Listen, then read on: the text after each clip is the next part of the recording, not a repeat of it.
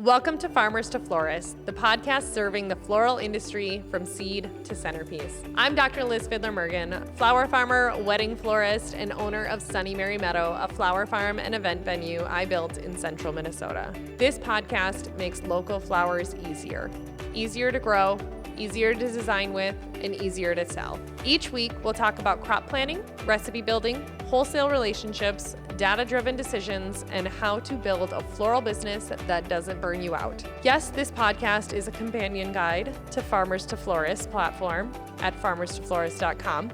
But whether you use the tool or not, every episode is designed to give you practical systems and real insight you can apply immediately. If you believe the floral industry should be thriving, not scrambling, you're in the right place. Let's grow smarter. Welcome back to Farmers to Florists. Today, we're going to talk about something that makes people wildly uncomfortable, and that is reaching out and saying, hi, do you want to buy from me and give me money for this thing that I have grown? But how do you approach a florist professionally as a flower farmer without sounding unsure, desperate, overwhelming, or awkward? Because let's be honest, most farmers either don't reach out at all, or they send them a novel, or they send a one-line, hi, I grow flowers message, or they show up while the florist is busy with a bucket of random flowers and expects that florist to drop what they're doing to talk to them. None of those things will build confidence.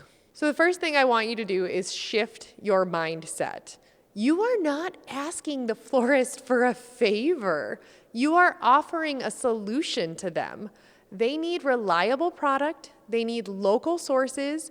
They need growers who can communicate clearly. You are introducing yourself as a potential partner, and that mindset shift matters. So first, we're going to start with what not to do if you're a flower farmer reaching out to a florist that you want them to buy from you. Do not send them your entire farm story, a 12-paragraph essay immediately with everything you have available, apologies for being new, or uncertainty about what you have. Also, don't send nothing but, hi, I grow flowers. That will put all of the work on them.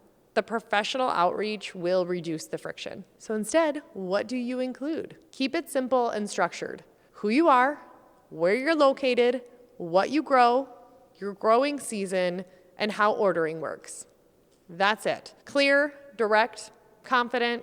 You don't need to oversell. You just need to be clear. You need to make it easy for that florist to want to say yes to you. If they read your message and has to reply with 5 different clarifying questions, you've just made things harder for them. Instead, answer their questions before they're asked. Do you sell wholesale? Do you have weekly availability?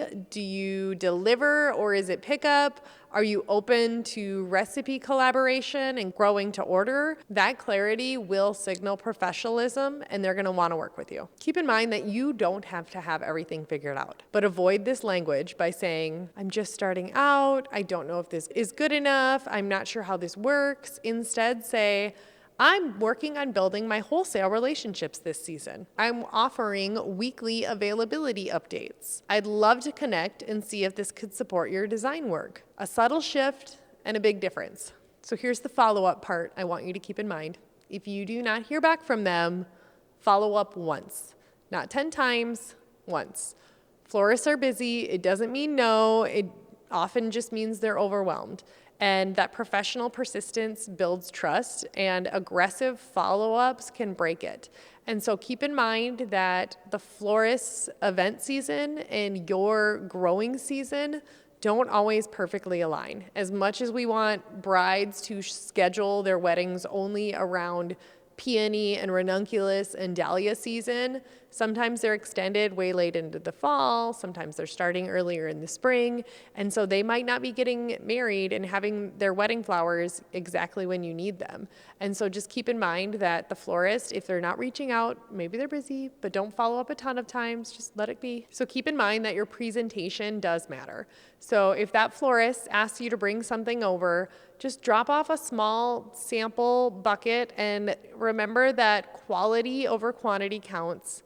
Clean branding, clean buckets, clear pricing, No handwritten math on scrap paper. You don't have to be flashy, but you do have to be organized. Something else that I want you to keep in mind is that when you are meeting with a florist, the goal is not a one-time sale. It is a repeat relationship. Hopefully, it can evolve into something where you're growing to order based on their needs. And that means consistency, predictability, and professionalism. Farmers understand why local matters, but florists need to feel that local sourcing is simple, and so you need to make it simple for them. So I want you to ask yourself, if I were a florist, would I feel confident responding to this outreach? If the answer is hesitation, you need to simplify, you need to clarify, and you need to tighten it. If you have not downloaded the free ebook in the episode notes, Everything You Need to Know to Prepare to Buy Local Flowers, it walks you through expectations, systems, and questions that make partnerships smoother from day one. It is free